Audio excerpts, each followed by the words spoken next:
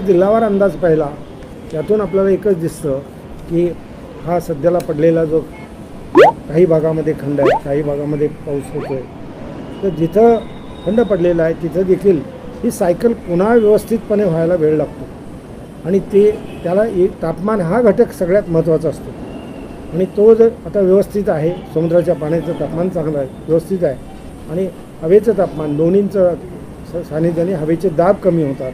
की व्यवस्थित हवेचे दाब जिथं कमी होतील तिथं पाऊस होतो आणि जिथं हवेचे दाब कमी होत नाही तिथं पाऊस होत नाही, ही बाब लक्षात घ्या. त्यामुळं आता सध्याचं जे वातावरण आहे, खंडाचं कारण मी तुम्हाला आपल्याला स्पष्ट सांगितलं आणि हा खंडाचा कालावधी देखील संपेल काही दिवसांमध्ये, काही याच्यामध्ये.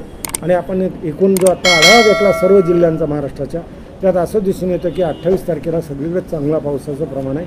मधल्या काळात तुम्ही तुमच्या शेतीतली कामं उरकून घ्या जी करायची ती, आणि तिथून पुढं आपण पावसाची अपेक्षा पुन्हा ही जी सिस्टीम आहे ही डेव्हलप होईल आणि पाऊस चांगला सुरू होईल असा याच्यावरून आपण अनुमान काढूया.